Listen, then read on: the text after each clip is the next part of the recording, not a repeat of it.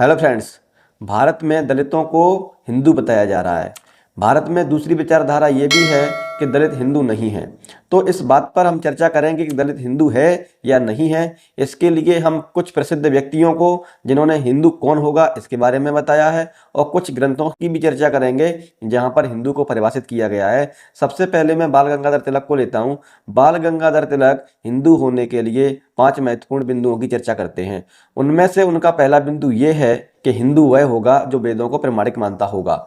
अब यहाँ पर कुछ और भी शर्तें हैं, लेकिन मैं केवल इसी शर्त पर चर्चा करूंगा, क्योंकि जिन जिन दलितों को वेद पढ़ने का अधिकार नहीं है, वेद सुनने का अधिकार नहीं है, वेदों के बारे में कुछ भी जानने का अधिकार नहीं है, तो वो वेदों को प्रमाणिक कैसे मान सकता है? उसको तो इतना सोचने का भी अधिकार नहीं है वेद प्रमाणिक है या नहीं है। तो इस तरीके से बाल गंगाधर तिलक हिंदू होने के लिए जो शर्त रखते हैं उस पर दलित वर्ग खरा नहीं उतरता है। अतः इनके अनुसार दलित वर्ग हिंदू नहीं हो सकता।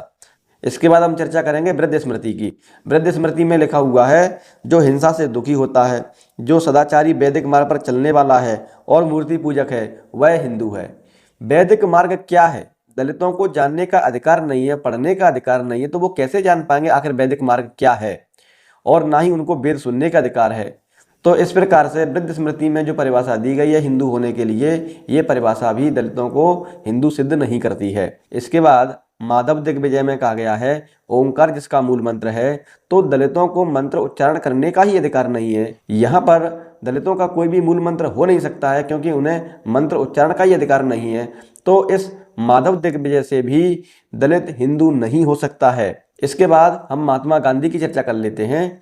बाबा साहब डॉक्टर अंबेडकर ने एनिहिलेशन ऑफ कास्ट अपना स्पीच तैयार किया था, और वह स्पीच जब पब्लिश हुआ तो उसके जवाब में गांधी जी ने कुछ लिखा हुआ है। तो महात्मा गांधी का क्या कहना है?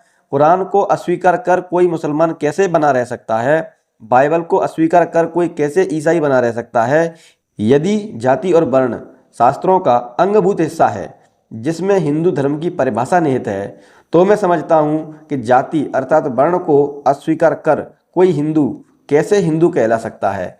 यहाँ पर जाति या वर्ण, इसको अस्वीकार करके कोई भी व्यक्ति हिंदू कैसे कहला सकता है? जबकि आज के समय में भारत में दलित वर्ग बड़े पैमाने पर जाति व्यवस्था का विरोध कर रहा है, वर्ण व्यवस्था का विरोध कर रहा है।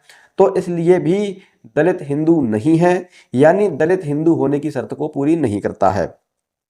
यहाँ पर गौतम ऋषि का आदेश है, यदि शूद्र जानबूझकर वेदों का पठन करता है तब उसके कानों में पिघलता शीशा या लाख डाली जाए। यदि वह वेदों का उच्चारण करता है तब उसकी जुबान काट दी जाए। यदि वह वेदों पर अपना प्रभुत्व स्थापित करता है तब उसके शरीर के टुकड़े टुकड़े कर दिए जाएं। तो ऐसी स्थिति में जिस अछूत को वेदों को पढ़ने का अधिकार नहीं है, वो हिंदू कैसे हो सकता है? किसी भी धर्म ग्रंथ के अनुसार, किसी भी विद्वान के द्वारा दिए गए बयान के अनुसार कोई भी दलित हिंदू नहीं है। वो बात एक अलग है कि आज के दलितों के पास सर्टिफिकेट हिंदू धर्म का ही है, वो एक अलग बात है। लेकिन धर्मशास्त्रों के अनुसार और हिंदू होने के लिए जो शर्त है उसके अनुसार कोई भी दलित हिंदू नहीं है। इसके बाद हम अपनी विचारधारा भी रखना चाहेंगे। मंदिर में प्रवेश प्रतिबंधित करने वाला भी हिंदू और जिसका प्रवेश प्रतिबंधित हुआ है वो भी हिंदू, ये कैसे संभव है? दूल्हा को घोड़ी से उतारने वाला भी हिंदू और जिस दूल्हा को उतारा गया है वो भी हिंदू, ये कैसे संभव है? भारत में अस्पृश्यता के नाम पर भेदभाव करने वाले भी हिंदू, जिनके साथ भेदभाव होता है वो भी हिंदू, ये कैसे संभव है? धार्मिक ग्रंथों पर एकाधिकार जिनका है वो भी हिंदू और जिनको धार्मिक ग्रंथ पढ़ने से सुनने से वंचित किया गया है वो भी हिंदू, ये संभव नहीं है एक साथ। ये दोनों अलग अलग हैं। आज के समय बहुमत की आवश्यकता की पूर्ति करने के लिए इनको हिंदू बताया जाता है, जबकि ऐसा नहीं है। भारत में जाति के नाम पर भेदभाव होता है। भारत में शिक्षा व्यवस्था पर एकाधिकार जाति के नाम पर, भारत में व्यापार पर एकाधिकार जाति के नाम पर, शासन पर एकाधिकार जाति के नाम पर, शोषण जिसके साथ में हुआ वो भी जाति के नाम पर। आज के समय में जो दूल्हा घोड़ी चढ़ के बारात लेके जा सकता है, इसका मतलब ये हुआ कि उसके पास इतना धन संपत्ति तो है कि वो घोड़ी लेकर जा सकता है बारात में, लेकिन उसको उतारा जाता है। ये जो तर्क दिए जाते हैं कि जो योग्य है अयोग्य है, योग्यता अयोग्यता का तर्क कुछ भी नहीं है। यहाँ पर जाति व्यवस्था ही काम करती है और भारत में शोषण का आधार केवल जाति रहा है, योग्यता कभी नहीं रहा। इसके लिए हम भारत में अंग्रेजी शासन की बात कर लेते हैं। जब भारत में अंग्रेज आए तो अंग्रेजों को इन्होंने वेद दिखाए होंगे, इन्होंने निश्चित तौर पर कहा होगा ये वेद हैं, अपौरुषेय हैं, इन वेदों के हिसाब से हम श्रेष्ठ हैं, ये भारत हमारा है। इस तरीके की बातें अंग्रेजों से की होंगी। अंग्रेजों ने अपने बगीचों के बाहर, अपने निवास के बाहर स्पष्ट लिख रखा था। क्या लिख रखा था? कुत्ता और भारतीयों का प्रवेश निषेध। इस तरीके से ये कैसे हो गया? भारत की व्यवस्था में जो लोग श्रेष्ठ हैं, अंग्रेजों ने उनको कुत्तों की श्रेणी में कैसे रख दिया? इसका कारण केवल एक है, जिसके हाथ में सत्ता होती है वो सामाजिक व्यवस्था स्थापित करता है। यदि दलितों को इस व्यवस्था से बाहर निकलना है तो अपनी सत्ता स्थापित करनी होगी। इनकी सारी समस्याओं की जड़ केवल सत्ता है। आप सत्ता स्थापित करेंगे तो आप समाज में व्यवस्था स्थापित कर देंगे।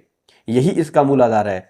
कोई भी दलित हिंदू नहीं है, ये यहाँ के मूल निवासी हैं। देखिए, इतिहास गवाह है कि जो यहाँ का निवासी है और जो आक्रमणकारी के रूप में यहाँ पर आया, जिसने शासन स्थापित किया, वो अपने आप को श्रेष्ठ बताता है और जिनको गुलाम बनाया जाता है वो हमेशा नीच होते हैं। ये बात अंग्रेजों के समय में सिद्ध हो गई। अभी तक के समय में जो ब्राह्मण श्रेष्ठ स्थिति में थे, जब अंग्रेजों की सत्ता भारत में आई तो उन्होंने भी उनको वही स्थान दिखाया जो भारत के अन्य लोगों को इन्होंने दिखा रखा था।